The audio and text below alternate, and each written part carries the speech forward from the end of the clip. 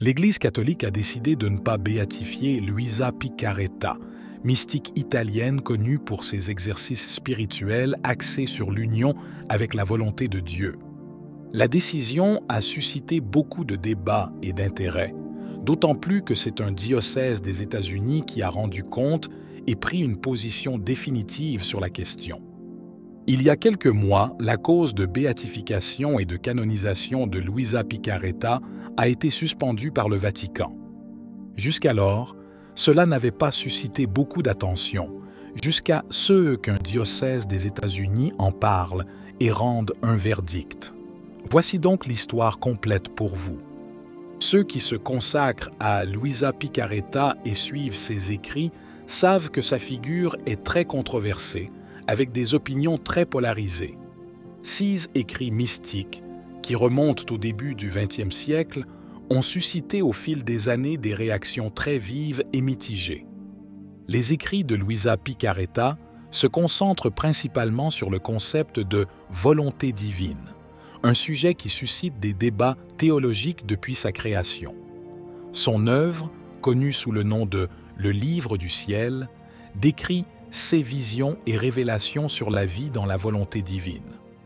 Ce concept implique une soumission totale à la volonté divine qui, selon les critiques, laisse peu de place au libre arbitre humain et à la grâce rédemptrice du Christ. L'Église catholique a toujours traité les affirmations mystiques avec prudence, exigeant un examen théologique et pastoral rigoureux avant d'accorder une quelconque approbation officielle. La suspension de la cause de béatification de Luisa Picaretta reflète cette prudence et la nécessité de garantir que toute doctrine promue soit pleinement conforme aux enseignements officiels de l'Église. Je veux que vous exprimiez vos opinions dans les commentaires, que vous soyez un partisan de Luisa Picaretta, que vous pensez que la décision était la bonne, que vous n'appréciez pas son travail ou que vous n'êtes pas d'accord avec cette décision, j'aimerais savoir votre point de vue. Veuillez discuter avec courtoisie, car la communauté dominante est divisée sur ce sujet.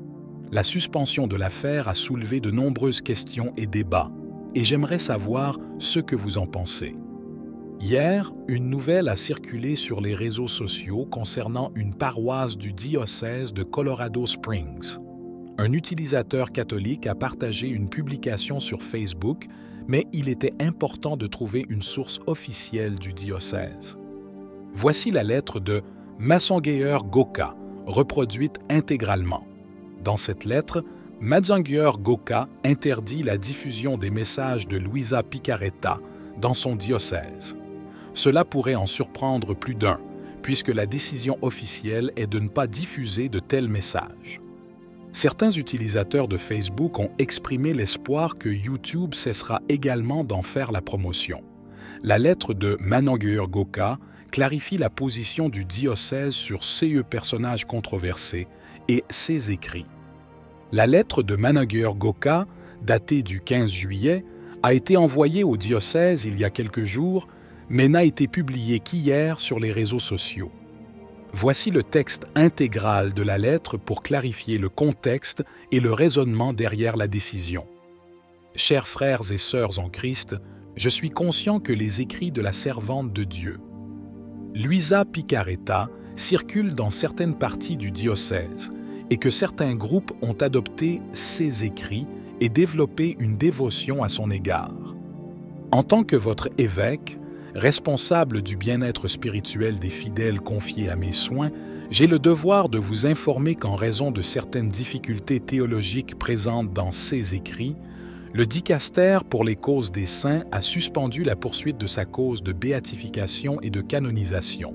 Le dicastère a identifié les difficultés suivantes dans ces écrits. Théologique. La conception de la volonté divine proposée par le serviteur de Dieu est trop rigide, mécanique et obsessionnelle et ne semble pas laisser à l'homme la possibilité d'exercer son libre arbitre. Christologique.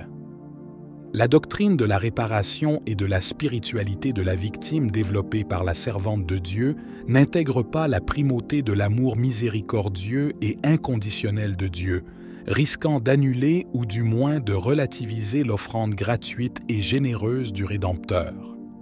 Anthropologique.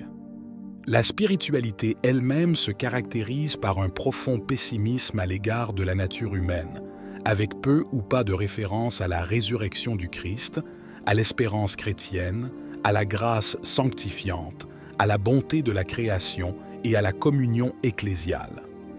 Compte tenu de ces graves erreurs doctrinales dans ses écrits et de la suspension de sa cause de béatification et de canonisation, et en gardant toujours à l'esprit la loi suprême de l'Église qui est le salut des âmes, j'ordonne que ces écrits ne soient pas diffusés dans le diocèse et que tous les groupes qui se rassemblent pour étudier et promouvoir ces écrits cessent de le faire. Je soutiens avec enthousiasme la formation spirituelle des fidèles du diocèse et j'encourage chacun à étudier la sagesse spirituelle des saints que l'Église a proposée comme maîtres spirituels exemplaires, tels que Sainte Thérèse d'Avila, Saint Jean de la Croix, Saint François de Sales, Sainte Thérèse de Lisieux et bien d'autres qui, par leur vie et leur témoignage, nous conduisent à une communion plus profonde avec le Christ et son Église. Signé, évêque de Colorado Springs. Cette lettre a suscité diverses réactions sur les réseaux sociaux, certains utilisateurs qualifiant les écrits de Luisa Picaretta de jansénisme. Il est clair que le débat sur ce sujet est vif et complexe. Un utilisateur, FiGL, a déclaré qu'il fallait être prudent en matière de réglementation et de rigidité, car les démons sont très liés aux règles et à la rigidité. Cependant, il a également noté que la rigidité peut être positive jusqu'à un certain point. La croix était rigide, la foi était rigide, et les docteurs de l'Église conseillaient d'adhérer rigidement à la foi. Le pape Pie XII a déclaré que ceux qui critiquent l'Église parce qu'elle est trop rigide sont en réalité des ennemis internes. C'est pourquoi beaucoup prennent exemple sur le pape Pie XII sur cette question. La communauté en ligne est divisée. Certains soutiennent les critiques des écrits de Luisa Picaretta, tandis que d'autres estiment que ces critiques sont exagérées ou injustes. Certains utilisateurs espèrent que les plateformes comme YouTube cesseront également de promouvoir ces écrits, reflétant ainsi les inquiétudes largement répandues concernant l'orthodoxie théologique. Il s'agit d'une histoire qui n'a pas été abordée au début, car il y avait d'autres histoires plus immédiates à aborder. Il est toutefois important de replacer la question dans son contexte. Le 3 février de cette année, le journal La Croix a publié un article affirmant que le processus de béatification de Luisa Picaretta était suspendu. Le 24 janvier, Mgr Benoît Bertrand, président de la commission doctrinale épiscopale des évêques de France, a partagé un message du dicaster pour les causes des saints adressé aux évêques de France. Le message communiquait la décision de suspendre l'examen du CS de Luisa Picaretta. Commencé en 1994 par feu l'archevêque italien Giovanni Battista Piccieri de Trani. Mgr Bertrand recommande donc la prudence dans la diffusion des messages de Picaretta, faisant écho à l'avertissement du cardinal Marcello Semeraro, préfet du dicaster pour les causes des saints, qui, dans une lettre du 18 avril 2022, avait demandé d'évaluer soigneusement la diffusion populaire de tels éléments pour éviter la confusion parmi les croyants.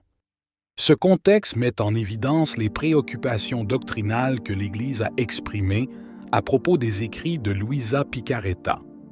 La suspension de la cause de béatification de Luisa Picaretta a eu un impact significatif sur la communauté catholique. Beaucoup de ses partisans sont déçus par cette décision, tandis que d'autres estiment que l'Église a agi avec prudence. La question continue de susciter de vifs débats parmi les fidèles, soulignant la complexité de l'évaluation des expériences mystiques et des écrits spirituels. Si vous avez aimé la vidéo, commentez Amen. Que Dieu te bénisse.